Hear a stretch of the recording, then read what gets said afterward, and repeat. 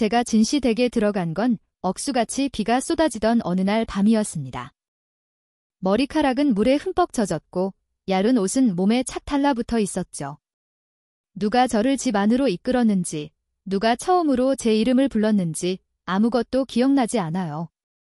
그저 커다란 철문을 지나 고개를 들었을 때 2층에서 새어나오던 노란 불빛과 그 앞에 조용히 서 있던 한 사람의 그림자만은 선명합니다. 그 아이는 교복을 입고 있었어요. 살짝 구겨진 하얀 셔츠, 주머니에 넣은 손, 그리고 마치 그저 비를 구경하는 듯한 무표정한 얼굴. 하지만 저는 알 수 있었습니다. 그 시선이 저를 향하고 있다는 것을요. 제 나이 11살 부모님은 교통사고로 돌아가셨고 세상에 피부치 하나 남지 않았습니다. 저는 아버지의 오랜 친구분이셨던 이 댁으로 보내졌죠. 전학 수속을 밟을 때까지 잠시 머물 거라고, 그 후의 일은 나중에 생각하자고들 했습니다. 그 나중이 언제인지, 제가 무섭지는 않은지 물어봐주는 사람은 아무도 없었습니다. 진씨 댁에서의 첫 식사, 저는 식탁 끝에 앉았습니다. 제 맞은편에는 진 할아버님과 사모님, 그리고 진씨 아저씨와 그의 아들, 진도현이 앉아 있었죠. 숨막히는 예의 속에서 저는 밥만 겨우 떠먹었습니다. 누군가 무언가 물어보면 고개를 끄덕이거나 젓는 게 전부였어요. 저는 제 위치를 알았습니다.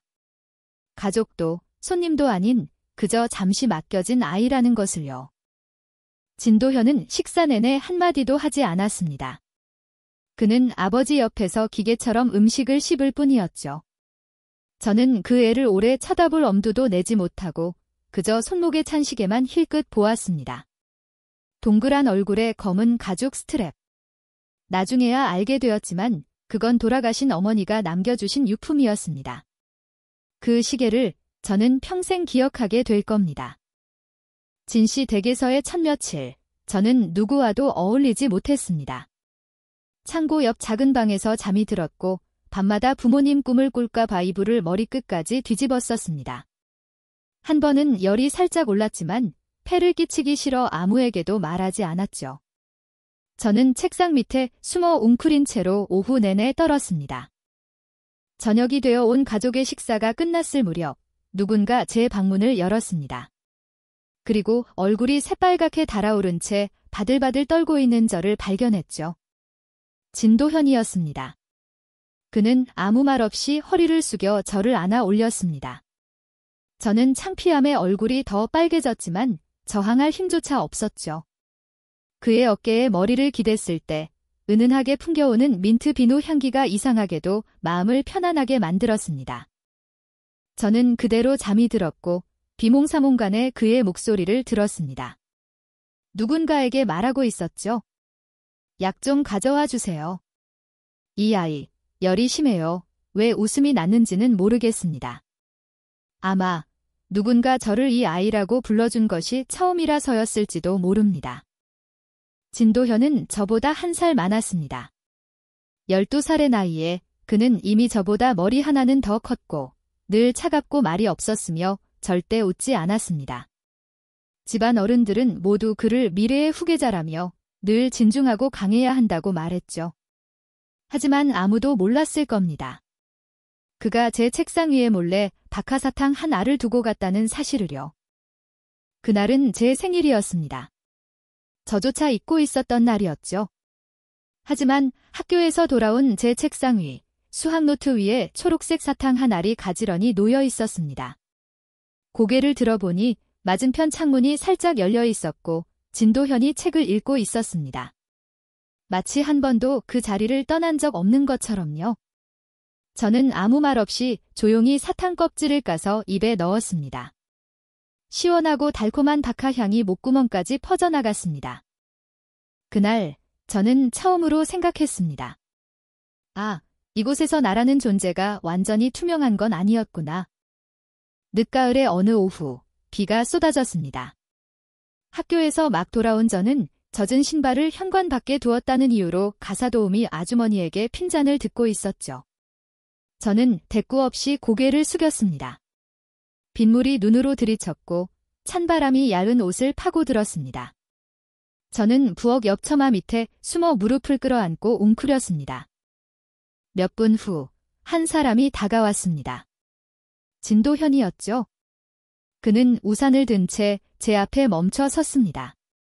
무슨 일이냐고 묻지도 아무 말도 하지 않은 채 그저 비바람을 막아주듯 조용히 서 있었죠. 고개를 들어 고맙다고 말하고 싶었지만 그는 이미 몸을 돌려 떠나고 있었습니다. 빗속으로 사라지는 그 뒷모습을 보며 저는 아주 이상한 감각에 휩싸였습니다. 따뜻함도 설렘도 아닌 그보다 더 깊은 어떤 것, 마치 이 낯선 세상에서 드디어 나를 봐주는 한 사람이 생긴 것 같은 느낌이었습니다. 그날 밤 저는 잠들지 못하고 눈을 뜬 채 누워 있었습니다. 우산을 들고 있던 그의 손, 바람을 막아주던 그의 어깨를 떠올렸습니다. 처음으로 저는 이곳에 조금 더 머물고 싶다는 생각을 했습니다. 단지 그가 있다는 이유만으로요. 저는 그저 조용히 지내면 아무도 저를 보지 못할 거라 생각했습니다. 하지만 결국 처음부터 끝까지 저를 보고 있던 한 사람이 있었습니다. 진시 댁에서의 삶은 거대한 연극 무대와 같았습니다. 모두에게는 각자의 역할이 있었죠. 과묵한 아버지, 인자한 할머니, 수많은 친척들, 그리고 저는 대사 한 줄 없는 희미한 조연이었습니다. 죽은 친구의 딸, 잠시 맡아 기르는 고아, 피 한 방울 섞이지 않은 도현의 동생. 누구도 저를 함부로 대하지는 않았습니다. 정말이에요. 제게는 개인 방이 있었고 학교에도 다녔으며 매끼니는 풍족했으니까요. 하지만 남의 집에 신세 지고 있다는 그 감각, 동정으로 얻은 자리에 있다는 그 느낌은 결코 편안하지 않았습니다. 저는 늘 폐를 끼치지 않으려 애썼습니다. 말을 줄이고 어지르지 않고 마치 그림자처럼 흔적을 남기지 않으려 했죠. 그렇게 진시 댁에서의 첫 3년을 보냈습니다. 이 집에는 불문율이 하나 있었습니다. 누구도 진도현에게 함부로 해서는 안 된다는 것, 그는 장손이자 미래의 후계자였고 할아버님의 자랑이었습니다. 뛰어난 성적, 어른스러운 몸가짐, 군더더기 없는 말투. 모두가 그를 칭찬했지만 저만은 그를 두려워했습니다. 그가 무서워서가 아니었어요. 오히려 그는 제게 거의 말을 걸지 않았습니다. 하지만 바로 그 침묵이 저 자신을 더욱 작게 만들었습니다. 마치 거대한 벽 옆에 서 있는 것처럼요. 그는 아무것도 하지 않았지만 그의 존재만으로도 저는 숨을 크게 쉴 수 없었습니다. 저는 종종 멀리서 그를 훔쳐보곤 했습니다. 거실에서 책을 읽을 때, 음악실에서 피아노를 칠 때, 식탁에서 정해진 반찬 외에는 절대 손대지 않을 때, 진도현은 마치 다른 세계에서 온 사람 같았습니다. 제가 결코 발 들일 수 없는 세계 말이죠. 매일 아침, 진도현은 기사님이 운전하는 차를 타고 국제고등학교로 향했습니다. 저는 공립학교까지 가는 시내버스를 탔죠. 저는 아침의 버스를 좋아했습니다. 시끄럽고 붐볐지만 그 안에서 저는 평범한 사람이 될 수 있었거든요. 더부살이하는 아이가 아닌 그저 평범한 학생으로요. 저는 열심히 공부했습니다. 좋은 성적을 받고 싶어서가 아니라 잘하지 못하면 누구도 저를 필요로 하지 않을 거라는 걸 알았기 때문입니다. 한 번은 수학 시험에서 만점을 받은 적이 있습니다. 담임 선생님은 칭찬했고 친구들은 감탄했죠. 저는 시험지를 들고 와 식탁 위에 보란 듯이 올려두었습니다. 어른들의 칭찬 한마디를 기다렸지만 아무도 보지 않았습니다. 진도현도요. 그는 물컵을 들고 일어나 저녁에 보충 수업이 있다고 집사님께 말하고는 자리를 떴습니다. 서운하지는 않았습니다. 그저 조금 슬펐죠. 하지만 그 슬픔 또한 금세 마음속 서랍에 넣어 잠가버렸습니다. 누구에게도 말하지 않을 이야기들이 담긴 서랍에요. 어느 날 밤, 저는 벌을 서고 있었습니다. 부엌에서 할머니의 수집품 중 하나였던 유리컵을 깨뜨렸기 때문이죠. 가사도우미 아주머니는 제가 조심성이 없다며 10분간 반성하고 있으라고 했습니다. 저는 아무 대꾸 없이 복도에 서서 크리스탈 샹들리에에서 쏟아지는 불빛을 바라봤습니다. 그때 느릿한 발걸음 소리가 들렸습니다. 진도현이었죠. 그는 저를 쳐다보지도 않고 지나쳤습니다. 하지만 몇 초 후 제 어깨 위로 무언가 툭 걸쳐졌습니다. 그의 교복 재킷이었습니다. 감색 재킷에서는 아직 온기가 남아 있었죠. 고개를 돌렸을 때 그는 이미 말없이 멀어져 가고 있었습니다. 그날 밤 저는 그의 재킷을 끌어안고 잠이 들었습니다. 희미한 민트 향이 제가 더는 혼자가 아니라고 말해주는 것 같았습니다. 그 후로 저는 사소한 것들에 신경 쓰기 시작했습니다. 제가 자주 여는 냉장고 칸에 놓여있던 우유 한 팩, 제 책상 위에 놓여있던 포장된 책 한 권과 함께 있던 쪽지. 이거 읽어봐. 이해하기 쉬울 거야. 한 번은 열이 살짝 났는데 밤중에 깨어보니 이마에 물수건이 몇 번이나 바뀌어 있었습니다. 하지만 다음 날 아침 누구도 자기가 한 일이라고 말하지 않았죠. 저는 묻지 않았습니다. 그저 마음속으로 조용히 고마워할 뿐이었죠. 아마 그는 절대 인정하지 않을 겁니다. 저 또한 사람들 앞에서 감히 그의 이름을 부르지 못할 거고요. 하지만 저는 알았습니다. 이 거대하고 낯선 세상 속에서 한 사람이 저를 지켜주고 있다는 것을요. 시끄럽거나 화려하지 않게 아무런 명분 없이 그저 한 번의 눈길로 아주 사소한 것들로 진도현이라는 이름의 소년이 묵묵히 존재하고 있다는 것을요. 서울의 가을이 언제 왔는지도 몰랐습니다. 그저 어느 날 아침 눈을 떴을 때 창문에 서리가 끼어 있고 손발이 시리다는 걸 알았을 뿐이죠. 그날은 비가 내렸습니다. 저는 그날을 똑똑히 기억합니다. 바로 어머니의 기일이었기 때문입니다.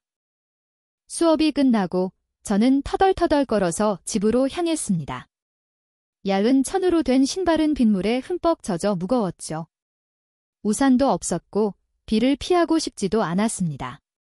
목덜미를 스치고 살갗으로 파고드는 그 차가운 감각이 좋았습니다. 제가 아직 살아있다는 걸 느끼게 해주었으니까요. 진씨 댁에 도착했을 때 가사도우미 아주머니는 현관을 청소하고 있었습니다. 물에 빠진 생쥐꼴인 저를 보더니 눈살을 찌푸리며 소리쳤죠.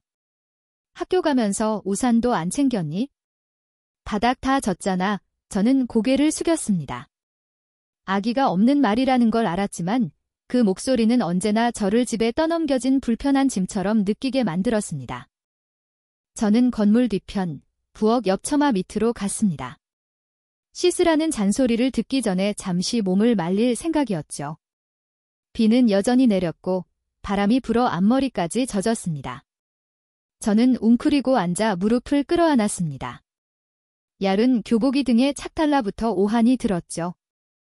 한참을 그러고 있을 거라고 생각했습니다. 하지만 그때 갑자기 머리 위로 우산 하나가 펼쳐졌습니다. 고개를 들자 그가 있었습니다. 진도현. 그의 눈빛은 여전했습니다. 평온하고 읽기 어려우며 아주 깊었죠. 마치 제가 고개를 들기를 기다리며 오랫동안 거기 서 있었던 것처럼요. 그는 아무 말도 하지 않았습니다. 그저 빗방울이 들이치는 것을 막아주듯 조용히 우산을 들고 서 있었죠. 무슨 말이라도 하고 싶었지만 목이 메어왔습니다. 아침부터 차갑게 식어있던 제 심장이 갑자기 따뜻해졌습니다. 겨울날 눈앞에 놓인 코코아 한 잔처럼 마시라고 강요하지 않아도 보기만 해도 다정해지는 그런 따스함이었습니다. 저는 다시 고개를 숙였습니다. 젖어드는 눈가를 숨기기 위해서였죠. 그때 저는 깨달았습니다. 진도현은 저를 안아주거나 다정한 말로 위로해줄 사람이 아니라는 것을요. 하지만 그는 비 오는 날 제 곁에 서서 우산을 씌워줄 사람이었습니다. 왜 그러고 있냐고 묻지도 일어나라고 재촉하지도 제 슬픔에 간섭하지도 않고 그저 옆에 있어 줄 사람이었습니다. 저는 그 순간을 절대 잊지 못할 겁니다. 영원히요. 다음 날 저는 평소보다 일찍 등교했습니다. 책상 위에는 옅은 갈색의 천표지로 된 노트 한 권이 놓여 있었습니다. 아무 이름도 상표도 없었죠. 안은 텅 비어 있었고 작은 쪽지 하나만 끼워져 있었습니다. 비 오는 날들을 위해 서명은 없었지만 누가 남겼는지 저는 알았습니다. 그가 굳이 인정할 필요는 없었죠. 제가 이해하면 충분했습니다. 그날부터 저는 일기를 쓰기 시작했습니다. 친애하는 일기장에게로 시작하는 몽상가 같은 일기가 아니었습니다. 그저 매일 몇 줄씩 썼을 뿐이죠. 비가 와서 춥다. 그는 당근을 싫어하면서도 점심으로 당근을 먹었다. 엄마가 보고 싶다의 서툰 글씨였지만 처음으로 저 자신과 대화하는 시간이었습니다. 아무도 듣지 않아도 적어도 그가 조용히 지켜보고 있다는 걸 알았기 때문일지도 모릅니다. 일주일 후 저는 또 아팠습니다. 온몸이 불덩이 같았죠. 침대에 누워 먹지도 말하지도 누구를 부를 용기도 내지 못했습니다. 귀찮은 존재가 되는 것이 두려웠으니까요.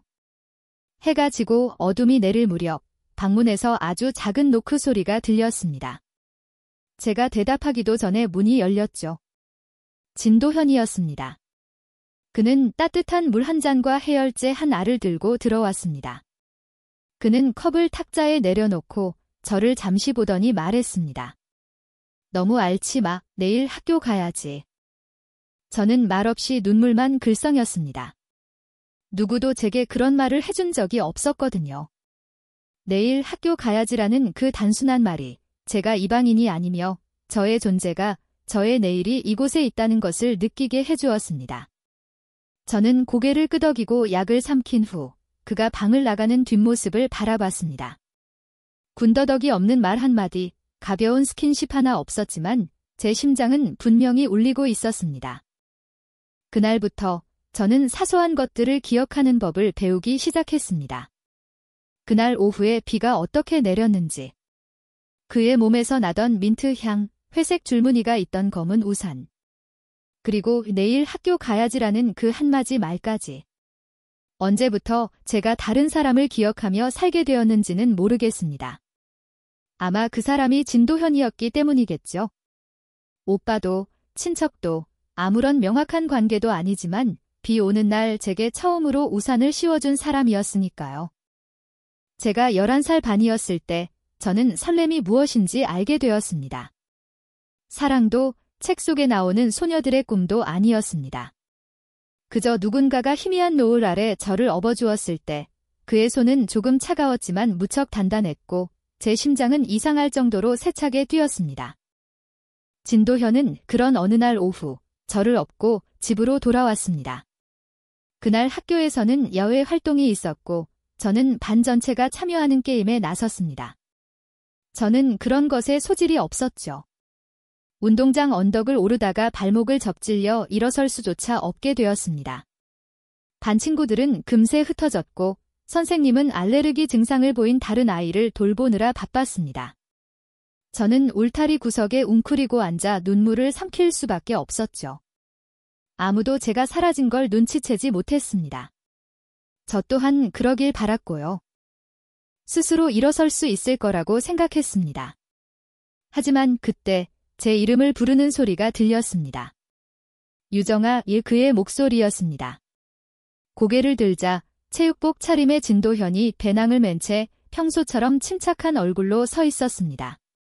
그는 왜 여기 있냐고 묻지도 선생님께 알리지 않았다고 책망하지도 않았습니다.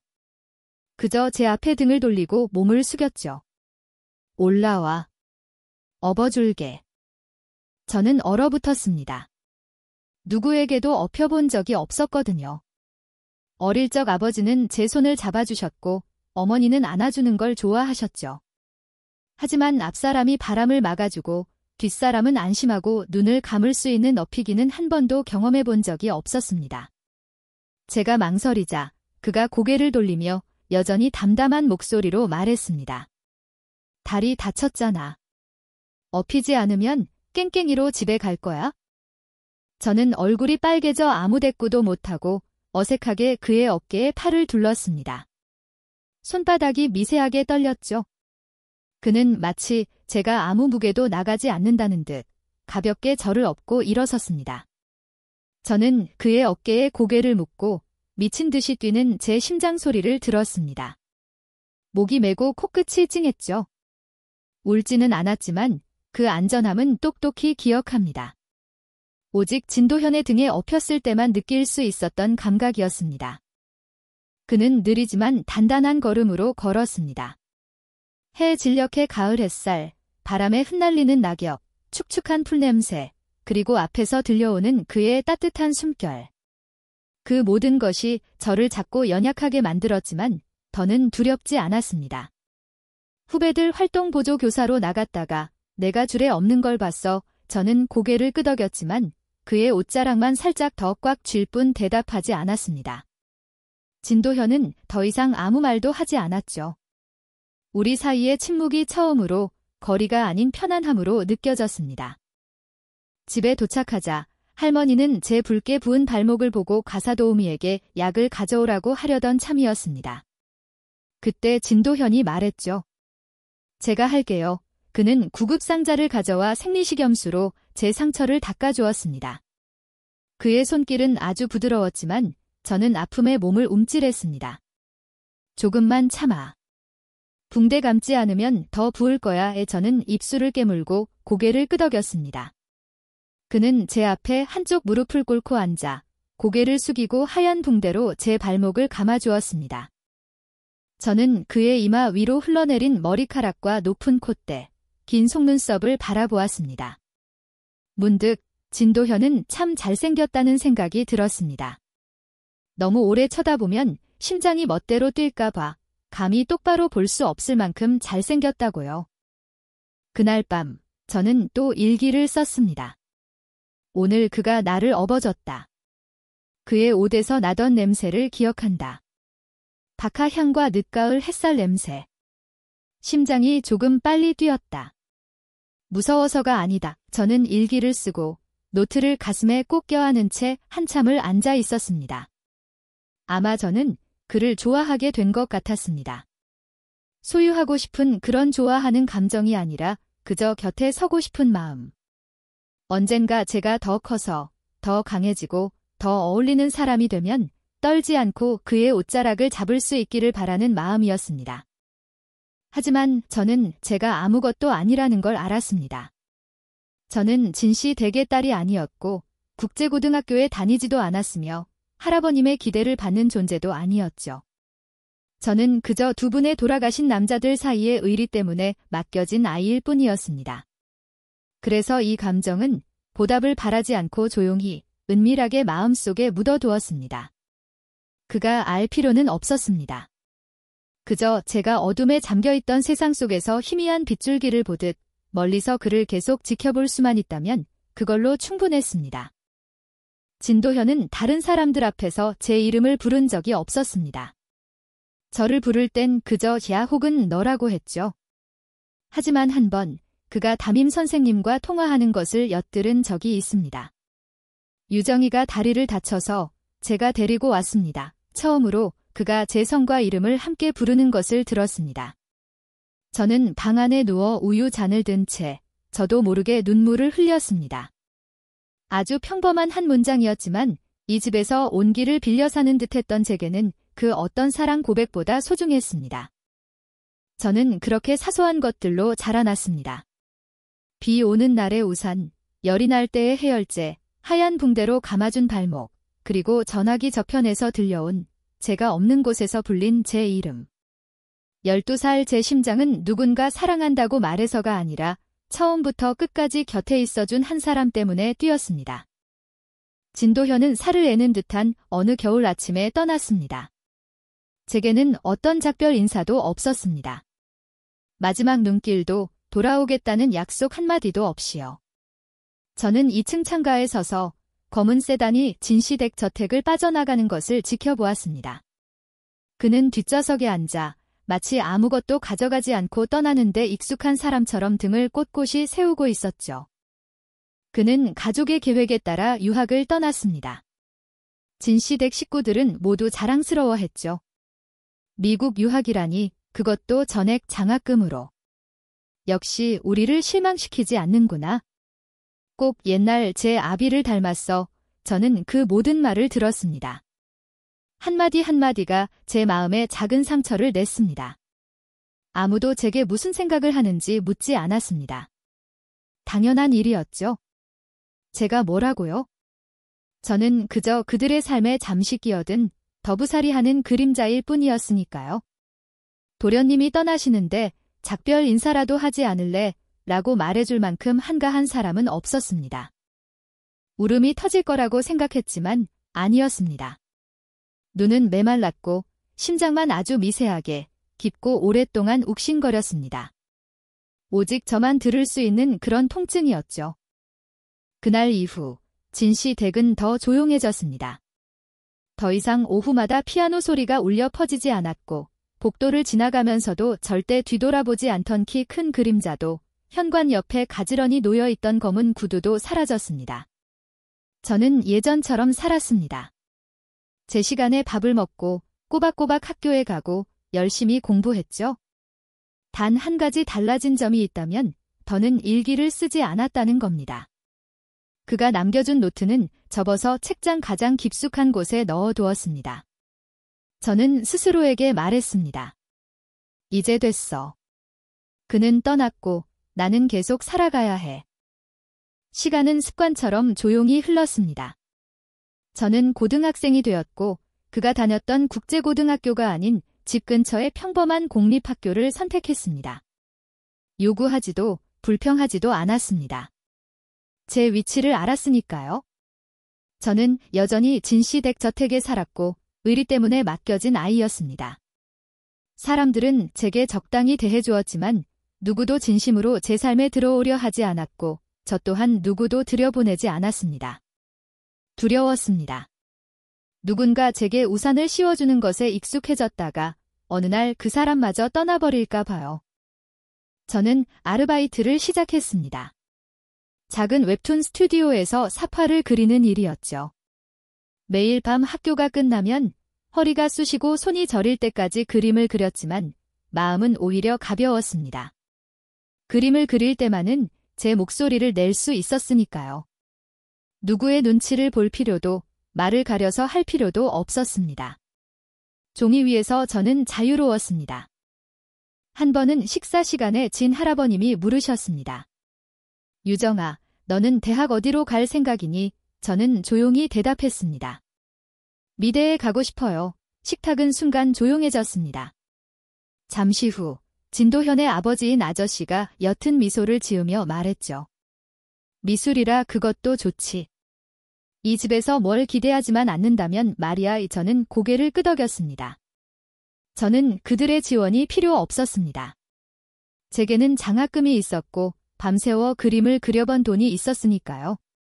저는 제 삶을 스스로 책임지는 것에 익숙해져 있었습니다. 그가 떠난 날부터 제게는 이상한 습관이 하나 생겼습니다. 가끔 2층으로 올라가 예전에 그가 처음으로 저를 내려다보던 바로 그 창가에 섰습니다. 몇 분 동안 변한 것 하나 없는 정원을 내려다보곤 했죠. 하지만 저는 변해 있었습니다.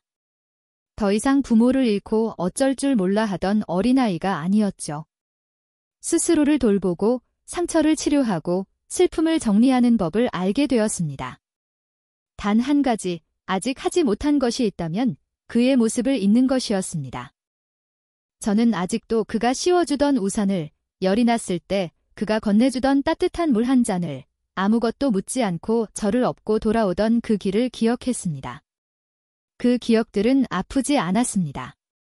그저 너무나 생생했죠. 너무 생생해서 어떤 날 밤에는 꿈에서 깨어나 그가 예전처럼 창틀에 등을 기댄 채 서 있을 것만 같아 무심코 고개를 돌리기도 했습니다. 하지만 그곳은 언제나 비어 있었습니다. 저는 그와 연락하지 않았습니다. 전화번호도 SNS 계정도 몰랐죠. 감히 물어볼 용기도, 그가 먼저 연락해주길 바랄 용기도 없었습니다. 그저 할머니를 통해 간간히 그의 소식을 들을 뿐이었습니다. 그가 공부를 잘한다는 것, 유명한 투자펀드에서 인턴으로 뽑혔다는 것, 졸업 후에는 한국으로 돌아와 일할 계획이라는 것, 그의 이름이 나올 때마다 제 심장은 아주 작게 덜컹거렸습니다. 하지만 그 감정이 오래가게 두지는 않았습니다. 저는 계속 살아가야 했으니까요. 이제는 제 뒤에서 바람을 막아줄 사람이 없었고 저는 더 이상 그림자로 살고 싶지 않았습니다. 언젠가 우리가 다시 만난다면 고개를 숙인 입양된 동생이나 더부살이하는 애가 아닌 스스로의 힘으로 일어선 주정이라는 이름으로 당당히 고개를 들고 싶었습니다. 혼자서 성장하는 법을 배운 한 사람으로서요. 제가 진도현을 다시 만난 건 어느 봄날 오후였습니다. 서울에 막 따스한 바람이 불기 시작하고 벚꽃잎이 길가에 가득 흩날리던 날이었죠. 저는 여전히 햇빛을 향해 애써 손을 뻗는 작은 나무처럼 평온하게 살아가고 있었습니다. 아무런 예고도, 소리도, 그가 돌아오고 있어라는 우주의 신호도 없었습니다. 그는 그저 그렇게 나타났습니다. 마치 그 옛날 가을비 속에서처럼요. 단지 이번에는 제가 더 이상 처마 밑에 웅크리고 있던 소녀가 아니었을 뿐이죠. 그날 오후, 저는 선배의 소개로 한 투자 설명회에서 행사 사진을 찍는 아르바이트를 하고 있었습니다. 보수가 좋기도 했고, 금융계라는 낯선 세계에 대한 호기심도 있었죠. 제 세상은 여전히 카메라와 그림붓 주변을 맴돌고 있었으니까요. 새로운 손님들이 계속 도착했고, 저는 렌즈를 조절하고 있었습니다. 그때 사회자의 소개 멘트가 들렸습니다. 그리고 마지막으로 TU 캐피탈의 설립자이시자 대표이신 진도현 대표님을 모시겠습니다. 저는 얼어붙었습니다. 지난 몇 년간 한 글자 한 글자 마음에 새기며 조용히 기억해온 그 이름. 무대 위로 올라선 남자는 검은 수트에 회색 넥타이를 메고 있었습니다. 훤칠한 키, 평온한 눈빛. 여전한 그 눈빛이었습니다. 날렵한 눈썹, 곧은 콧대, 그리고 낮고 차분하지만 군더더기 없는 목소리. 저는 더 이상 셔터를 누를 수 없었습니다. 렌즈가 떨렸고 제 심장은 그보다 더 심하게 떨렸죠. 우리는 정말로 다시 만난 겁니다. 그렇게 오랜 시간이 흘렀는데도 저는 피하지도 다가가지도 못했습니다. 그저 강당 맨 뒤에 서서 카메라 끈을 꽉 쥔 채 이제는 그 애가 아닌 그 사람이 된 그가 수백 명의 사람들 앞에서 연설하는 모습을 바라보았습니다. 확고하고 자신감 넘치고 당당하게요. 지금 장기 투자와 지속 가능한 성장에 대해 말하고 있는 저 남자가 한때는 이름도 기억되지 않던 한 소녀에게 비를 막아줄 우산을 들어주었던 소년이었다는 걸 저 말고는 아무도 몰랐습니다. 행사가 끝나고 저는 서둘러 장비를 정리했습니다. 그를 피하고 싶어서였는지 아니면 제 자신이 약해질까 두려워서였는지 몰랐습니다. 하지만 제가 막보조 출입문으로 나가려던 순간 등 뒤에서 목소리가 들렸습니다. 유정아, 저는 그 자리에 섰습니다. 그 두 글자, 제 이름이 귓가에 박히자 옛 기억들이 한꺼번에 밀려왔습니다. 고개를 돌리자 진도현이 몇 걸음 떨어진 곳에 서 있었습니다. 더 이상 말이 없는 도련님이 아니라 제가 생각했던 것보다 훨씬 다정한 눈빛을 한 어른이 된 남자의 모습으로요. 너 정말 맞구나. 저는 고개를 끄덕였습니다. 웃어야 할지 고개를 숙여야 할지 몰랐죠. 우리는 그렇게 서로를 바라보았습니다. 주변의 도시는 여전히 시끄러웠지만 저와 그 사이에는 아주 긴 침묵이 흘렀습니다. 마치 온 우주가 우리의 첫마디를 기다리며 멈춰 선 것처럼요. 처음엔 못 알아봤어. 많이 변했네. 제가 옅게 웃었습니다. 그럴 만도 하죠? 벌써 몇 년인데요. 6년, 그가 아주 작게 말했습니다. 내가 떠난 지 6년, 돌아온 지 사흘 됐어. 저는 신발코를 내려다보았습니다. 아직도 기억하고 있었네요. 그는 바로 대답하지 않고 제게 더 가까이 다가와 섰습니다. 서로의 숨결이 느껴질 만큼 가까운 거리에서 그가 말했습니다. 한 번도 잊은 적 없어. 제 심장이 살짝 조여왔습니다. 놀라서인지, 감동해서인지, 아니면 제 안의 어떤 부분이 이 말을 너무나 오랫동안 기다려왔기 때문인지 몰랐습니다. 우리는 벚꽃이 비처럼 흩날리는 거리를 따라 잠시 함께 걸었습니다. 아무도 많은 말을 하지 않았습니다. 그저 6년의 세월이 존재하지 않았던 것처럼 나란히 걸을 뿐이었죠. 뭐 공부해? 그가 물었습니다. 응용 미술이요. 일러스트랑 디자인. 스스로 정한 거야. 제가 고개를 끄덕였습니다. 이제는 누구도 제 길을 정해주지 않으니까요. 그는 침묵했지만 그 눈빛에는 미처 하지 못한 말들이 가득 담겨 있었습니다. 오빠는요? 제가 다시 물었습니다. 한국에는 완전히 돌아온 거예요. 그가 작게 고개를 끄덕였습니다. 서울의 본사를 열었어. 저는 입술을 깨물고 고개를 돌렸습니다. 손끝으로 찬바람이 스쳤습니다. 그럼 우리는 다시 같은 도시에 살게 된 거네요. 그는 대답하지 않고 가만히 서 있다가 갑자기 아주 작은 목소리로 말했습니다. 유정아. 미안해. 저는 깜짝 놀랐습니다. 그날 아무 말 없이 떠나서 미안해. 내가 혼자 크도록 내버려둬서 미안해. 저는 그가 기억할 거라고, 미안함을 느낄 거라고는 상상도 못했습니다. 저는 가볍게 웃으며 고개를 저었습니다. 괜찮아요. 저 잘 지냈어요. 정말로. 내가 괜찮은 거 알아? 넌 언제나 괜찮았으니까. 하지만 만약 돌아갈 수 있다면 떠날 때 내게 한마디만이라도 해주고 싶었어. 무슨 말이요? 진도현은 저를 바라보았습니다. 비 속에서 보았던 그 눈빛이 이제는 세월의 깊이를 더해 여전히 다정했습니다. 내가 돌아올 거라고. 그리고 내가 기다려준다면 반드시 널 찾으러 가겠다고. 저는 긴 길 한가운데 서서 가방끈을 더 꽉 쥐었습니다. 추워서가 아니라 심장이 터질 것처럼 세차게 뛰었기 때문입니다. 저는 아무 말도 하지 않았습니다. 말할 필요가 없었죠. 그저 꽃잎이 흩날리는 3월의 어느 오후, 그의 곁에 이렇게 서 있는 것만으로도 충분했습니다. 그 옛날의 감정이 결코 죽지 않았다는 것을 알기에는 충분했으니까요. 그 감정은 그저 알맞은 계절과 알맞은 사람, 그리고 알맞은 눈빛이 돌아오기를 기다리며 잠들어 있었을 뿐입니다. 그날 이후 우리는 금방 다시 만나지 못할 거라고 생각했습니다. 이 도시는 너무나 넓고 사람은 너무나 많으니까요. 아무리 찾아도 보이지 않는 사람이 있는가 하면 굳이 찾지 않아도 늘 가까이에 있는 사람도 있죠. 진도현은 알고 보니 후자였습니다. 우리는 사흘 뒤에 다시 만났습니다. 제가 매일 아침 들르던 작은 카페에서요. 저는 평소처럼 들어가 주문했습니다. 따뜻한 라떼 한 잔, 시럽은 조금만, 얼음 없이요. 그날따라 카페는 한산했습니다. 저는 책을 꺼내 몇 페이지 읽고 있었죠. 그때 직원이 커피를 가져다주며 저를 얼어붙게 만든 한마디를 덧붙였습니다. 진 대표님께서 인사 전해달라고 하셨어요. 제가 고개를 들고 누구냐고 묻기도 전에 카페 안쪽에서 낮은 목소리가 울렸습니다. 내 예상이 맞았네. 넌 여전히 시럽 적게 넣은 라떼를 좋아하는구나.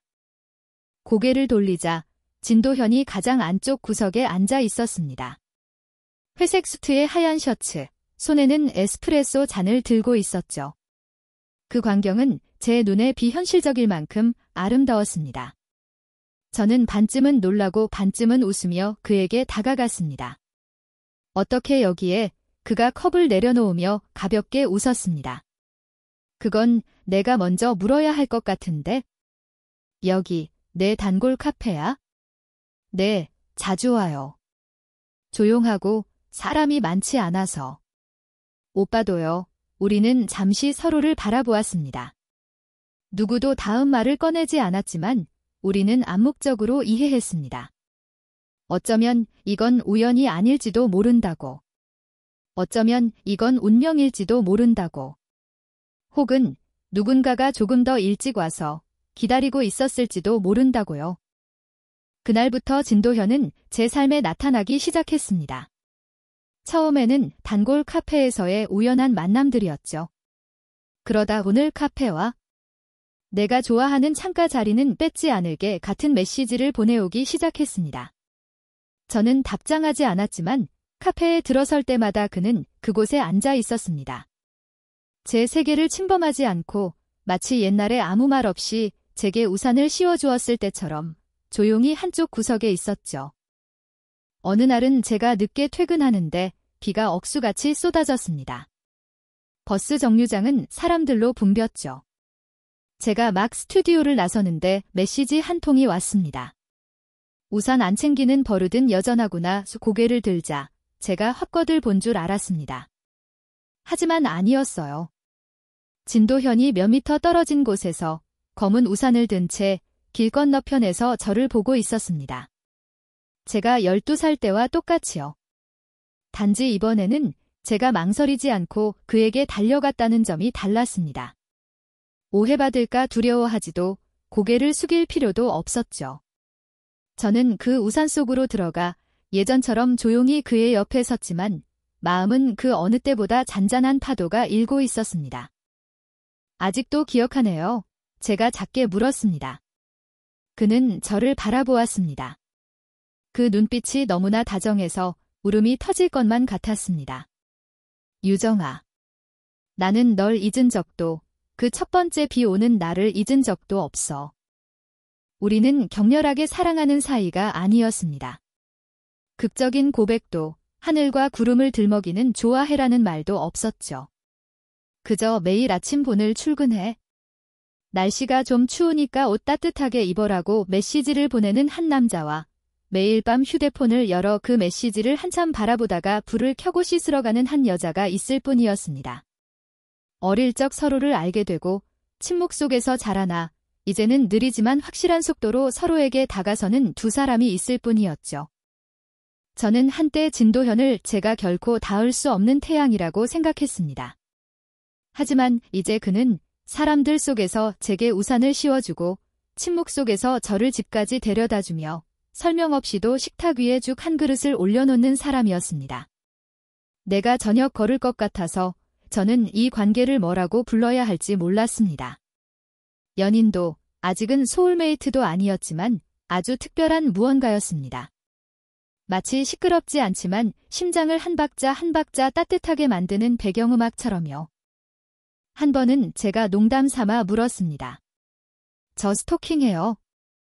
왜 이렇게 자주 마주쳐요? 진도현은 부인하지 않았습니다.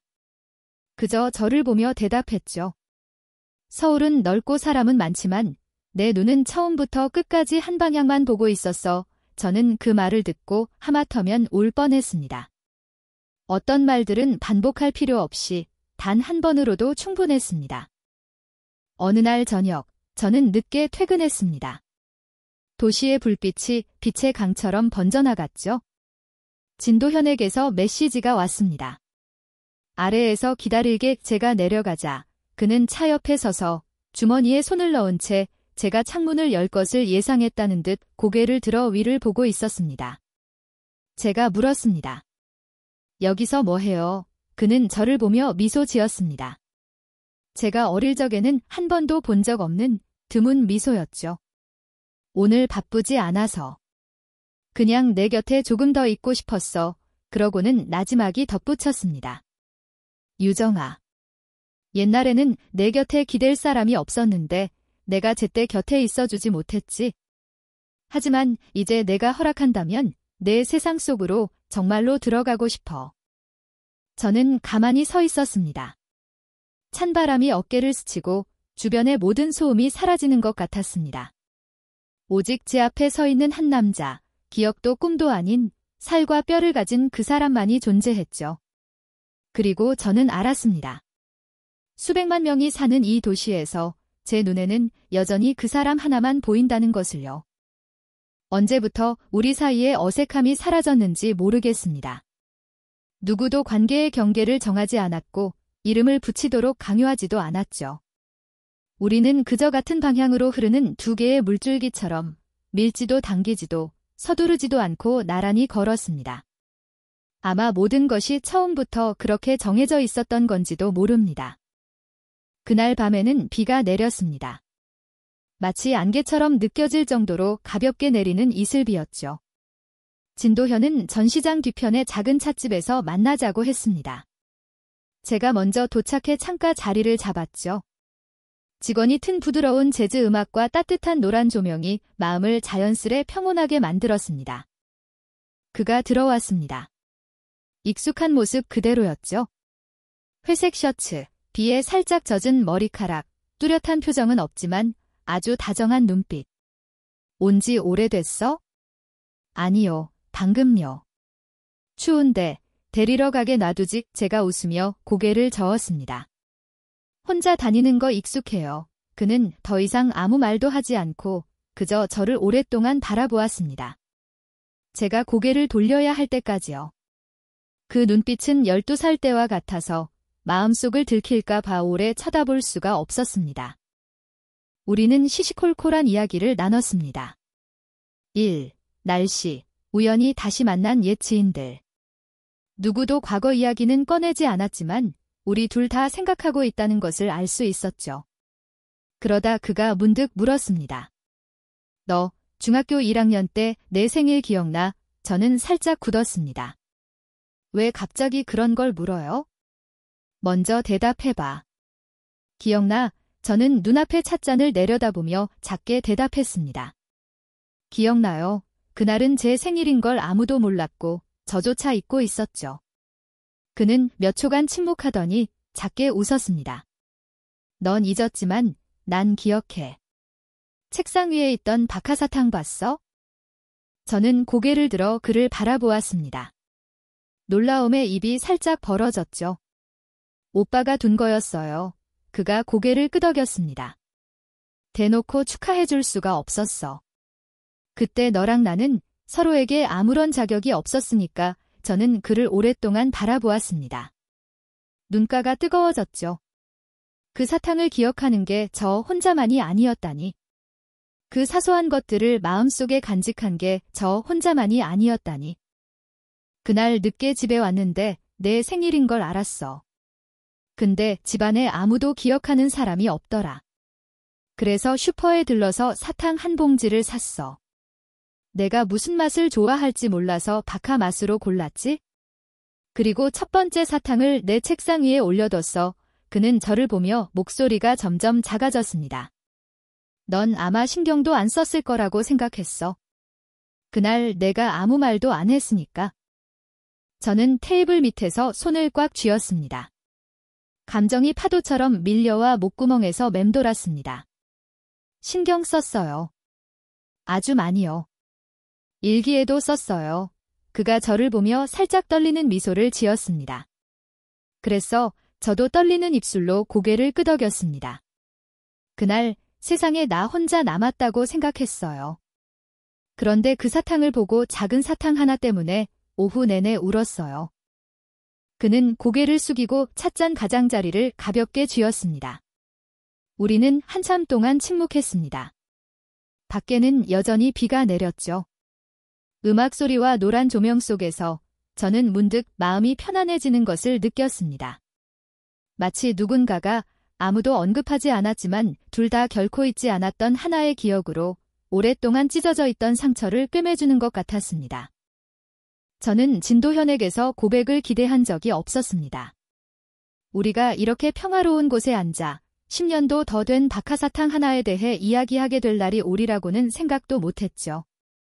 하지만 바로 그 순간 저는 깨달았습니다. 어떤 감정은 말이 필요 없다는 것을요. 그저 두 사람이 함께 있지 않는 것만으로도 충분하다는 것을요. 그가 주머니에서 무언가를 꺼냈습니다. 은색의 작은 틴 케이스였죠. 그는 그것을 테이블 위에 놓고 제 쪽으로 밀어주었습니다. 이거. 그때랑 똑같은 사탕으로 다시 샀어. 여전히 같은 맛이야. 여전히 널 위한 거고. 저는 뚜껑을 열었습니다. 박하향이 시원하게 퍼져나왔습니다. 옛날과 똑같이 순수했죠. 사탕 한 알을 꺼내 입에 넣자 혀끝이 살짝 저려오며 감정이 물밀듯이 밀려왔습니다. 제가 언제부터 울고 있었는지도 몰랐습니다. 눈물이 소리 없이 앞에 찻잔으로 뚝뚝 떨어졌죠. 그가 테이블 너머로 손을 뻗었습니다. 제 손을 잡지는 않고 그저 가까이 두었을 뿐이죠. 저는 피하지도 떨지도 않고 가만히 고개를 기울였습니다. 진도현. 응, 나도 한 번도 오빠를 잊은 적 없어요. 그가 미소 지었습니다. 아주 진짜 같고 아주 가벼운 미소였습니다. 마치 오랫동안 굳게 닫아두었던 그의 심장 한구석에 봄이 막 닿은 것처럼요. 그날 밤 그는 저를 집까지 바래다 주었습니다. 여전히 그 옛날의 검은 우산이었죠. 여전히 같은 길이었지만 이제는 차도 더 많고 불빛도 더 밝았습니다. 하지만 마음은 처음처럼 고요했습니다. 우리는 더 이상 아무 말도 할 필요가 없었습니다. 그저 비 아래, 우산 아래, 이름 없는 기억 아래에서 나란히 걸었을 뿐이죠. 그리고 저는 알았습니다. 이 사랑은 고백으로 시작된 것이 아니라는 것을요. 어릴 적 한 번의 눈길로, 누구도 묻지 않았던 사탕 한 알로, 비 오는 날 내밀어준 우산 하나로, 그리고 수많은 계절을 지나면서도 결코 서로를 떠나지 않았던 마음으로 시작되었다는 것을요. 어떤 날에는 제가 이 거대한 도시 속 작은 먼지처럼 느껴졌습니다. 누구도 주목하지 않고 누구도 제가 빛나기를 바라지 않았죠. 그래서 진도현 같은 사람을 사랑하는 것은 너무 사치스러운 일이라고 생각했습니다. 그는 높고 장엄하게 서 있는 산과 같았고 저는 그저 그 그늘 아래 서서 감히 다가가지 못하고 올려다보기만 하는 사람이었으니까요. 하지만 오랜 세월이 흐른 후 처음으로 저는 스스로 그를 향해 걸어가고 싶어졌습니다. 제가 충분히 용감해져서가 아니라 더 이상 놓치고 싶지 않았기 때문입니다. 어느 목요일 밤 그에게서 메시지가 왔습니다. 이번 주 토요일에 새로 생긴 미술관에서 전시회가 있는데 같이 갈래? 저는 메시지를 보며 심장이 한 박자 느리게 뛰는 것을 느꼈습니다. 놀라서가 아니라 만약 제가 동의한다면 우리 관계가 더 이상 모호한 곳에 머물지 않으리라는 것을 알았기 때문입니다. 저는 구석에 서 있는 것에 익숙했고 누구도 제 개인적인 세계를 건드리지 못하게 하는데 익숙했습니다. 하지만 저는 결국 한 글자 한 글자 갈게요라고 치고 전송 버튼을 눌렀습니다. 저는 걸어 나가기로 선택했습니다. 아주 작은 한 걸음이었지만 제 스스로 내디딘 걸음이었죠. 토요일 오후, 저는 단순한 하얀 원피스에 베이지색 카디건을 걸쳤습니다. 화장은 거의 하지 않고 립스틱만 살짝 바른 뒤 제스민 향수를 뿌렸습니다. 17살 때부터 좋아했지만 그와 가까이 있을 때는 감히 쓰지 못했던 향수였죠. 예전에는 제가 너무 좋은 향기를 풍기면 그가 제가 자기를 좋아한다는 걸 알아챌까 봐 두려웠으니까요. 이제는 괜찮았습니다. 그가 알아챈다 해도 더는 도망치지 않을 거니까요. 진도현은 제 시간에 도착했습니다. 제가 사는 낡은 아파트 단지 앞에 차를 세웠죠. 그가 차에서 내렸습니다. 옅은 파란색 셔츠에 주머니에 손을 넣은 모습. 평온한 얼굴이었지만 저를 보자 눈빛이 살짝 빛났습니다. 이렇게 입으니까 정말 예쁘다. 저는 얼굴이 빨개져 웃었습니다. 칭찬 잘 못하는 줄 알았는데요. 잘 못해. 하지만 너한테는 배울 가치가 있지에 저는 무슨 말을 해야 할지 몰라 그저 차에 올라탔습니다. 마음이 마치 따뜻한 코코아를 마신 것처럼 훈훈했죠. 그날의 전시는 현대미술이었습니다. 다채로운 색과 개념들. 어떤 사람은 좋아하고 어떤 사람은 싫어했지만 제게는 기묘하면서도 흥미로웠습니다. 진도현은 제 옆에서 주머니에 손을 넣은 채 많은 말을 하지 않았습니다. 그저 제가 구도, 빛, 그리고 모순으로 가득 찬 세계를 표현하려는 화가의 방식에 대해 떠드는 것을 들어주었을 뿐이죠. 그림 얘기하는 거 진짜 미술 선생님 같아. 그가 웃었습니다. 듣기 지겨워요. 아니. 내가 하는 얘기는 얼마든지 들을 수 있어. 저는 딴청을 피우며 다른 그림을 보는 척했습니다. 만약 고개를 돌렸다면 제가 입을 다물지 못할 정도로 웃고 있는 걸 그가 분명히 봤을 테니까요. 전시가 끝나고 우리는 골목 안 작은 식당에 들렀습니다. 화려하진 않지만 아늑한 곳이었죠. 제가 음식을 주문하고 그가 차를 따랐습니다. 식사 도중 그가 갑자기 저를 보며 나직한 목소리로 말했습니다. 유정아.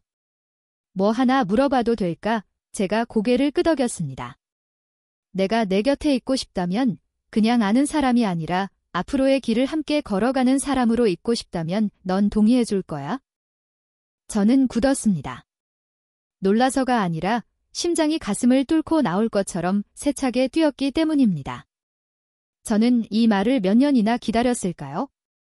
10년, 12년, 아니면 그 옛날 운동장에서 그에게 엎혔을 때부터였을까요? 저는 숨을 한 번 들이쉬고 아주 작은 목소리로 대답했습니다. 더는 가만히 서 있고 싶지 않아요. 이번에 오빠가 거기 있다면 제가 다가갈게요. 그는 저를 바라보다가 테이블 너머로 손을 뻗어 제 손을 잡았습니다. 서두르지도 떨지도 않고 그저 단단하게요. 난 계속 여기서 매일 너를 기다리고 있었어. 그날 밤 그는 저를 집까지 바래다 주었습니다. 헤어지기 전 저는 아파트 아래에 서서 그를 바라보았습니다. 가로등 불빛이 그의 머리카락 위로 노랗게 쏟아졌죠. 제가 물었습니다. 만약 그 옛날에 제가 오빠를 막았다면 오빠는 남았을까요? 그는 망설임 없이 대답했습니다. 아니, 저는 놀랐습니다. 그가 옅게 웃었습니다. 그때는 내가 더 커야 했고 나도 널 지켜줄 수 있는 사람이 되는 법을 배워야 했으니까. 그리고 지금은 그가 고개를 기울이며 낮은 목소리로 말했습니다. 지금은 더 이상 가고 싶지 않아. 내가 있는 이 도시를 떠나고 싶지 않고 내가 있는 단 한순간도 더는 놓치고 싶지 않아. 저는 가만히 서 있다가 아주 작게 고개를 끄덕였습니다. 이번에는 제가 오빠를 향해 달려갈게요. 우산도 필요 없고 오빠가 고개를 숙여주기를 기다리지도 않을 거예요. 그리고 난 내가 다가올 수 있도록 가만히 서 있을게. 어떤 감정은 많은 시련이 필요 없습니다. 그저 기다릴 용기가 있는 한 사람과 다가갈 용기가 있는 한 사람만 있으면 충분합니다. 제가 더 이상 그의 뒤에 서 있지 않기로 결심했을 때 제 발걸음이 그렇게 가벼울 줄은 몰랐습니다. 제가 다가가고 싶은 사람이 한 번도 멀리 떠난 적이 없다는 것을 알았기 때문입니다. 어느 날 저녁, 진도현은 보슬비가 내리는 저희 집 앞에 서 있었습니다. 약속도 예고도 없이요. 그저 익숙한 검은 우산과 길가에 조용히 주차된 차, 그리고 제 마음을 흔들 만큼 다정한 눈빛만이 있었습니다. 유정아. 안 바빠. 저는 막 저녁으로 끓인 라면을 먹으려던 참이었습니다. 앞치마를 두르고 머리는 대충 묶고 손에는 물기가 묻어 있었죠. 저는 발코니로 나가 아래를 내려다보았습니다.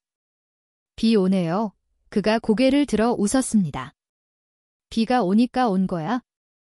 5분 후, 저는 스웨터를 걸치고 제 우산을 든 채 아래로 내려갔습니다. 하지만 그는 이미 제 쪽으로 우산을 기울이고 있었죠. 그래도 내가 씌워줄게. 저는 거절하려다 그의 단호한 눈빛을 보고는 그만두었습니다. 오늘 우산이 필요한 사람은 그 사람이라는 걸 알았지만 한 번 더 그의 우산 속으로 들어가기로 했습니다. 우리는 익숙한 길을 따라 걸었습니다. 옅게 흩날리는 비, 가로등이 조용히 비추는 노란 불빛. 그는 아무 말도 하지 않았고 저도 침묵했습니다. 공원 근처의 한적한 곳에 이르러서야 그가 멈춰 섰습니다. 유정아. 내가 처음 너 업어줬을 때 기억나? 제가 작게 고개를 끄덕였습니다. 그때 너는 발이 아팠고 나는 너무 떨려서 미끄러질 뻔했어. 저는 눈을 동그랗게 뜨고 그를 돌아보았습니다. 오빠가요? 그때 오빠는 동상처럼 든든해 보였는데 그가 작게 웃었습니다. 겉으로는 그랬지? 사실은 처음으로 여자애를, 그것도 내가 유일하게 지켜주고 싶었던 여자애를 업어본 거였거든. 비처럼 가볍게 내뱉은 말이었지만 한 글자 한 글자가 제 심장에 정확히 박혀 이름 없는 소리를 냈습니다. 제가 물었습니다. 그럼 지금은요? 지금도 저를 지켜주고 싶어요. 진도현은 바로 대답하지 않았습니다. 그는 몸을 돌려 저와 마주 섰습니다. 두 손은 주머니에 넣고 흩날리는 비가 그의 머리카락에 내려앉았습니다. 그의 목소리는 아주 낮고 조용해서 마치 크게 말하면 우리 사이에 연약한 무언가가 깨져버릴 것만 같았습니다. 어릴 땐 내가 가장 보호가 필요한 사람이라고 생각했어? 남의 집에 더부살이하고 말수도 적고 아무것도 요구하지 않았지. 아플 때조차 소리 내지 못했으니까? 난 내가 내 바람막이가 되어주고 내게 안정감을 주는 사람이라고 생각했어. 저는 그를 바라보았습니다. 목이 메어왔죠? 그가 고개를 들었습니다. 그 깊고 검은 눈동자가 저를 똑바로 바라보았습니다. 하지만 나중에야 알았어. 약했던 건 내가 아니라 나였다는 걸. 나는 계획 속에서, 기대 속에서, 이미 그려진 인생 속에서 사는데 익숙했어. 오직 내 곁에 있을 때만 나 자신이 될 수 있었지?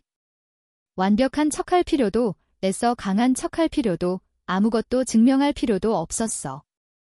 저는 가만히 떨었습니다.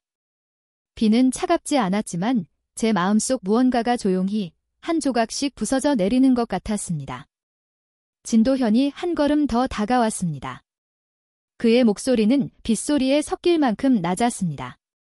나는 내게 평생 곁에 있어 줄 사람이 필요할 거라고 생각했어. 하지만 알고 보니 널 가장 필요로 했던 건 나였어. 저는 가만히 서 있었습니다. 눈가가 뜨거워졌습니다.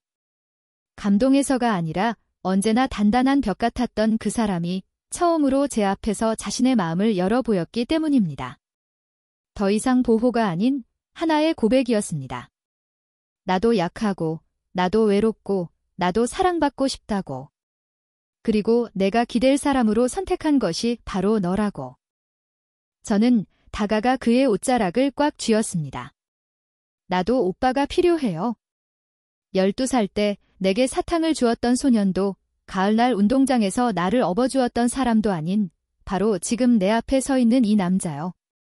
약해질 수도 있고 지칠 수도 있지만 여전히 나를 선택해준 사람. 그가 젖은 눈으로 저를 바라보았습니다. 잠시 후 그가 저를 품에 끌어안았습니다. 우산은 더 이상 우리 둘을 다 가리지 못했습니다. 비가 어깨에, 머리카락에, 눈꺼풀에 떨어졌지만 그의 품 안에서 저는 오직 따뜻함만을 느꼈습니다. 우리는 오랫동안 그렇게 서 있었습니다. 더 이상 아무 말도 하지 않았죠. 때로는 가장 중요한 것들은 반복할 필요 없이 그저 느끼면 충분하니까요. 내가 사랑하는 사람이 나를 사랑하고 있다는 것을. 오랜 세월이 흘러 우리는 더 이상 문 뒤에 숨는 아이들이 아니라 당당히 걸어나와 서로에게 내가 필요해, 그리고 나도 마찬가지야 라고 말할 수 있게 되었다는 것을요. 그 주말 저는 진도현을 따라 진시댁 저택으로 돌아갔습니다. 제가 오랫동안 그림자처럼 살았던 그곳으로요. 집은 크게 변하지 않았습니다. 여전히 검은 칠을 한 커다란 철문, 길 양옆으로 곧게 뻗은 소나무들, 그리고 제가 구석구석 외우고 있던 회백색의 3층짜리 건물. 오직 저만이 예전 같지 않았습니다. 이번에는 고개를 숙이지도 혼자 걷지도 않았습니다. 제 손은 그의 손 안에 꼭 잡혀 있었으니까요. 진도현이 왜 저를 집으로 데려왔는지 정확히 알지는 못했습니다. 그저 그날 오후 저와 산책을 하다가 문득 말했을 뿐이죠. 내일 집에 가서 같이 밥 먹자. 저는 살짝 굳었습니다. 그가 덧붙였죠. 진짜 진말이야, 진시댁. 저는 잠시 침묵하다 고개를 끄덕였습니다. 저는 더 이상 다른 사람의 눈을 피해야 하는 소녀가 아니었습니다. 그가 제 손을 잡고 그의 세계로 들어갈 용기가 있다면 저 또한 한 번쯤은 제가 자격이 없다고 생각했던 그곳에서 제 과거와 용감하게 마주하고 싶었습니다. 그날 가장 먼저 저를 맞이한 것은 할머니였습니다. 머리카락은 더 희끗해졌지만 여전히 인자한 얼굴이었죠. 저를 보자 할머니는 잠시 멈칫하더니 이내 웃음을 터뜨렸습니다. 어머, 그 꼬마가 이렇게 예쁜 아가씨가 다 됐네. 저는 어색하게 인사했습니다. 여전히 작은 목소리로요. 안녕하세요, 할머니. 오랜만이에요. 할머니가 고개를 끄덕이며 제 손을 가볍게 두드렸습니다. 돌아왔으면 됐다. 다 크면 누가 자기를 진심으로 아끼는지 알게 되는 법이지. 제가 그 뜻을 다 이해하기도 전에 진도현이 제 손을 살짝 쥐고 집 안으로 이끌었습니다. 식당은 예전 그대로였습니다. 호두나무로 만든 긴 테이블, 머리 위로 높이 걸린 크리스탈 샹들리에, 그리고 검은 벨벳으로 덮인 의자들. 저는 똑똑히 기억했습니다. 이곳에서 몇 년을 지내는 동안 저는 늘 부엌 문 가까운 구석 자리에 앉았다는 것을요. 누구도 제 이름을 부르지 않을 때 가장 빨리 빠져나갈 수 있는 자리였죠.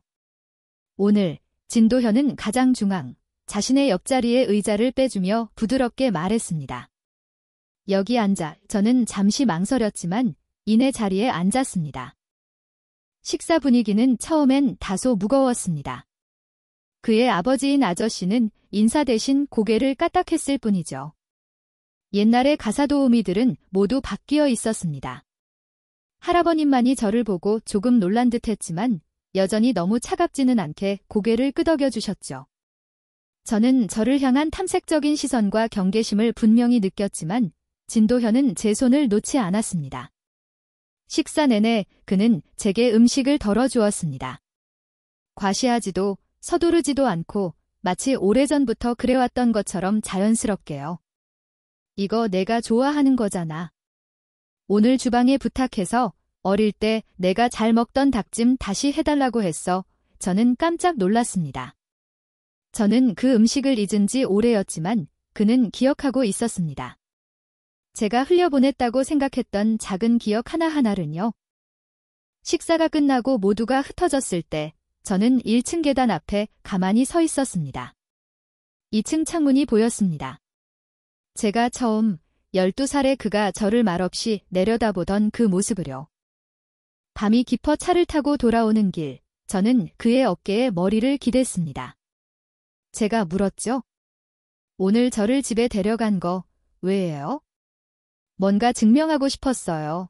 그가 고개를 저었습니다. 아니, 그냥 내가 알았으면 했어?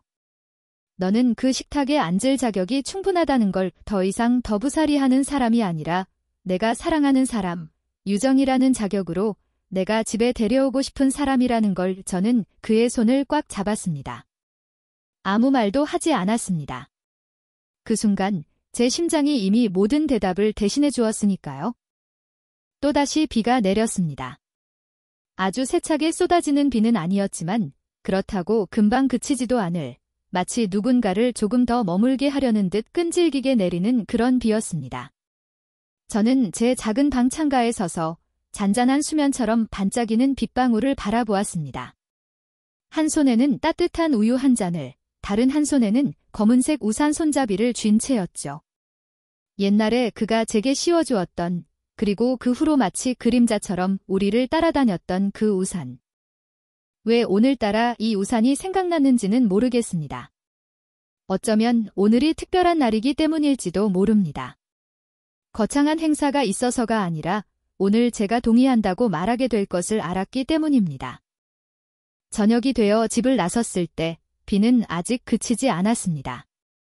진도현은 어느새 아래층에서 기다리고 있었죠. 여전히 긴 코트를 입고 여전히 다정한 눈빛으로 제가 숨결 하나까지 익숙해져 버린 그 모습 그대로였습니다. 그가 우산을 들어 제게 씌워주었습니다. 저는 고개를 들어 그를 보며 살짝 웃었습니다. 오늘 저도 우산 있는데요. 그가 허리를 숙여 저를 바라보며 말했습니다. 하지만 내 우산은 이제부터 내가 들고 싶어. 저는 거의 소리가 나지 않을 만큼 작게 웃음을 터뜨렸습니다. 우리는 익숙한 우산 아래에서 도시 끝자락의 강변으로 이어지는 작은 길을 따라 나란히 걸었습니다. 다시 만난 지 얼마 안 되었을 때 둘이서 조용히 앉아있던 바로 그곳이었죠. 그날 저는 감히 그의 어깨에 머리를 기대지 못했지만 오늘은 조금의 망설임도 없이 그의 어깨에 기댔습니다. 유정아. 네. 내가 처음 내 이름 불렀을 때 기억나? 저는 잠시 생각하다가 고개를 끄덕였습니다. 오빠가 저 연락서 결석한다고 전화했을 때요. 제 이름이랑 성까지 다 불렀잖아요. 그가 웃었습니다. 그때 집 전화 몰래 썼어. 그냥 내 이름을 한번 말해보고 싶어서. 저는 고개를 돌려 그를 바라보았습니다. 조금 놀라서요. 왜 몰래요? 그때는 다른 사람들 앞에서 내 이름을 부르는 것조차 겁났거든. 사람들이 내가 널 중요하게 생각하는 걸 알까봐. 내게 그럴 자격이 없다고 생각했어. 저는 그의 옷자락을 꽉 쥐었습니다. 심장이 조여왔습니다. 아파서가 아니라 그제야 알았기 때문입니다. 우리 둘 다 그렇게나 작았다는 것을, 둘 다 몰래 사랑하고, 몰래 기다리고, 몰래 희망했다는 것을요. 그럼 지금은요? 제가 작게 물었습니다. 그가 멈춰서서 제 쪽으로 완전히 몸을 돌렸습니다. 가로등 불빛이 그의 얼굴을 비추었고 저는 그의 눈이 아주 진지하고 깊고 다정하다는 것을 볼 수 있었습니다. 지금은 얼마든지 부를 수 있어? 숨길 필요도 두려워할 필요도 더 이상 기다릴 필요도 없으니까. 저는 비에 젖은 거리 한가운데 수많은 차들이 지나가고 경적 소리와 발소리가 울리는 그곳에서 오직 그 사람 하나만을 보았습니다. 옛날 운동장에서 저를 업어주었던 사람. 제 책상 위에 사탕을 놓아주었던 사람. 한밤중에 열이 나는 제게 물 한 잔을 건네주었던 사람. 저를 어둠 속에서 이끌어내 손을 잡아준 사람. 그리고 오늘 영원히 저 하나만 있으면 된다는 듯 저를 바라보는 사람. 그가 주머니에서 작은 상자를 꺼냈습니다. 다이아몬드 반지도 화려한 프러포즈도 아니었습니다. 그저 은은한 빛을 내는 단순하고 얇은 반지 하나였죠. 그가 제 손을 잡고 부드럽게 반지를 끼워주었습니다. 유정아. 나한테 화려한 말은 없어? 그냥 12살 때부터 내 모습이 내 마음에 머물렀고 그 후로 한 번도 떠난 적이 없다는 것만 알아. 미래가 어떻게 될지는 모르지만 너와 함께 갈 수 있다면 매일이 내가 기다려온 날이 될 거야.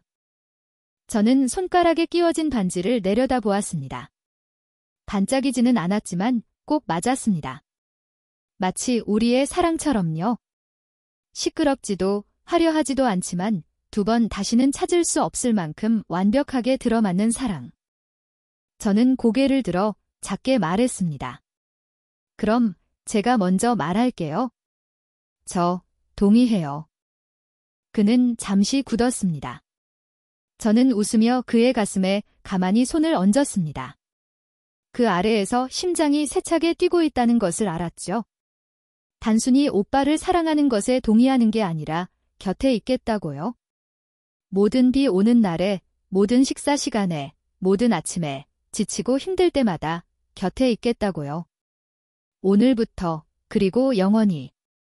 그날 밤, 우리는 아주 천천히 걸어서 돌아왔습니다. 더 이상 아무 말도 하지 않았습니다.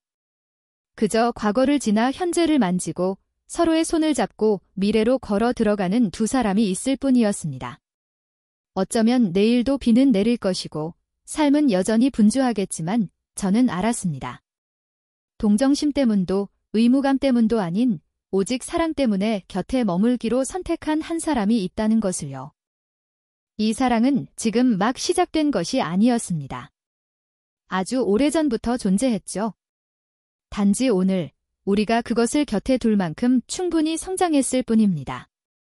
그리고 오늘 밤 끈질기게 내리는 빗 속에서 좁고 복잡한 서울의 한가운데서 저는 익숙한 우산 아래에 서서 한때는 기억이었던 남자의 손을 꽉 쥐고 속삭였습니다.